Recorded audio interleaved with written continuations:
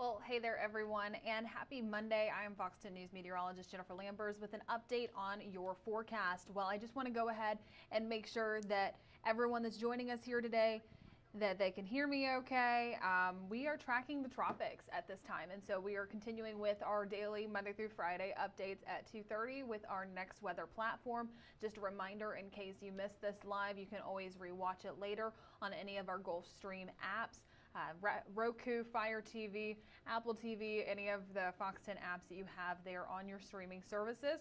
Plus also we are live streaming on our YouTube page and our Facebook page, and I am monitoring some of the comments here. And so if you have any questions for me, just feel free to comment right there at the bottom of that Facebook Live, and I'll be more than happy to answer any of those questions for you. So let's go ahead and dive right in on this Monday. We are keeping a close eye on Tropical Depression 18. Now this system, it is expected to strengthen later on today. And so with that, we're expecting it to become a tropical storm. The next name on the list would be Raphael. Moving on to our R-named storm. And the last update that we got from the National Hurricane Center was at 12 o'clock, so at noon. Now, just a reminder that these time updates, they have now changed because of our daylight saving time ending. It's going to be a different time that all of these updates are coming out. It used to be 1, 4, 7, and 10. Now instead they're going to be coming out an hour earlier. So we're expecting those at 12, 3, 6, and 9. So that's why we had that new advisory update at 12 p.m.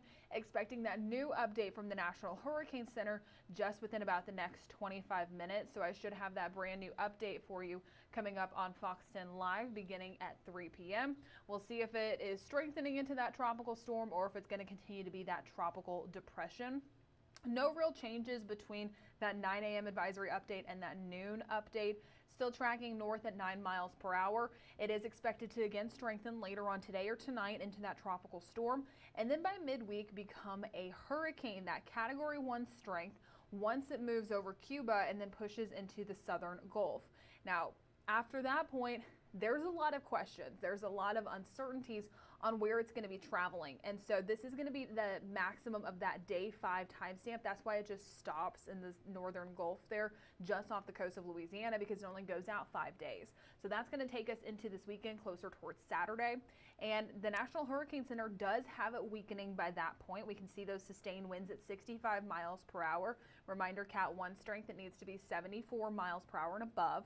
And so what we're seeing there is it weakening once it travels further north, but still a wide cone. Portions of the Fox 10 viewing area are included in that cone.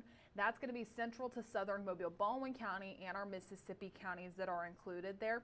And since we don't zoom in quite as tight here, in case you ever have any questions about where exactly is included in those cones, you can always download our Fox 10 weather app. If you go to the radar feature there, you can zoom in to see exactly what cities, what counties, any areas. If your house is included in that, you can zoom in real tight just to see who exactly is included in that cone if you ever have any of those questions. Now, I mentioned some of the uncertainties once we get beyond just a few days out. So this is going to be our spaghetti models. It takes us through Thursday, and look at the consistency there, just continuing right on that northwesterly travel over Cuba, emerging into the southern Gulf. And then after this point, that's where it's going to go really uncertain. So we start to get closer. This is going to take us through Saturday morning, and you can already start to see some of those beginning to fan out. Some of them take a hard curve further towards the west, some continue towards the northwest, and some bring it much closer towards home for us and track it just further north. So the main takeaway from this, I mean, look at that. That is a lot of uncertainty right there. Be cautious what you see on social media. We are going to continue to keep you updated with what we know, what we're tracking, and what we're thinking. But once we get past Thursday, there are so many uncertainties that we're not even going to continue to talk about any of this until we get a much better idea, until the system gets that center. We can get some of those hurricane hunters to go and investigate. The main takeaways for us here locally in the Fox 10 viewing area, Mobile, Baldwin County, the Florida Panhandle, our Mississippi areas, our inland spots, what we are going to be experiencing regardless is going to be some of that rough surf down at our local beaches. And also we are looking at the potential for some increased rain chances once we get closer towards the weekend. But But again, please be cautious what you see on social media. Chances are, if you're going to see any of those models that are posted with the landfall approach, it's going to look big, it's going to look scary, and it's because those folks on social media that have monetization turned on, the more clicks, the more shares, the more comments that they get, the more money they get paid. So they benefit from scaring you with all of those posts on social media. So again, just go ahead and ignore them. We're going to keep you updated with everything that you need to know. Still too much uncertainties at play here to talk about anything beyond Thursday once it enters into the Gulf waters. Now here really does a great job at showing where any of those impacts could be.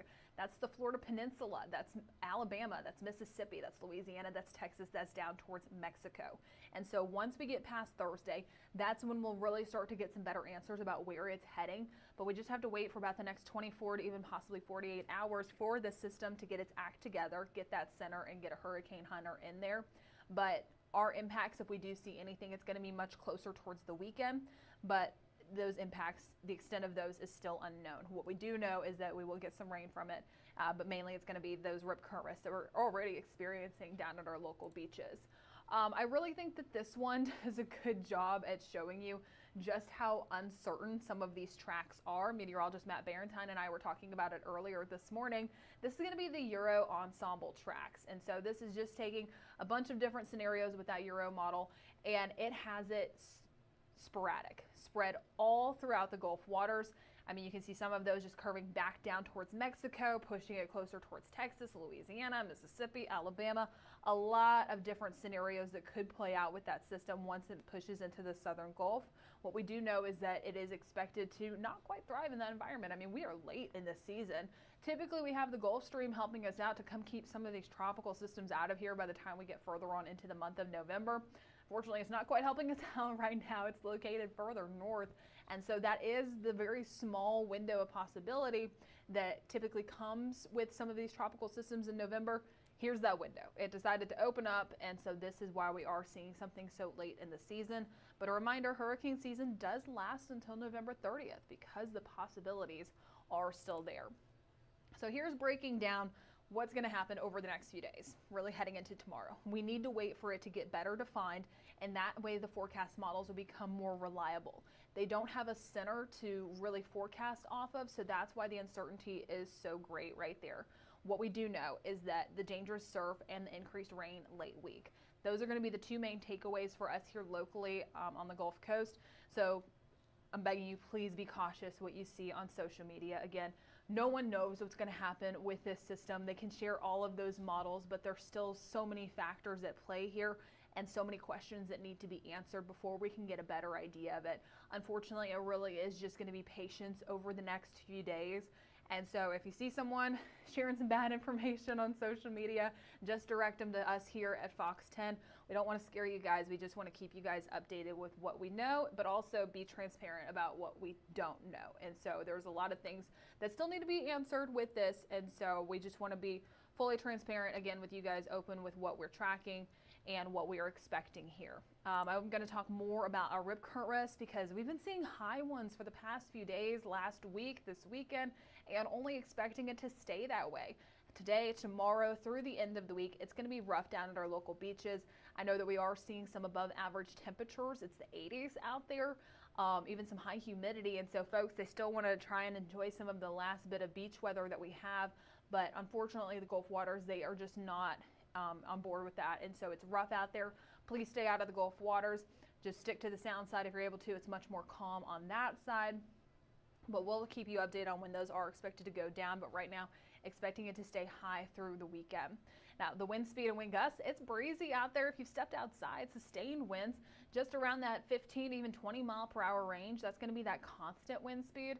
Wind gusts 25 to 30 miles per hour. So it's breezy all across the Gulf Coast. I'm going to check in on our Orange Beach camera here just to see what things are looking like down there. There we go. It's going to load up here. Just because it's still rough down there. It is breezy. There you go. You can start to see just some of those waves crashing on the shoreline.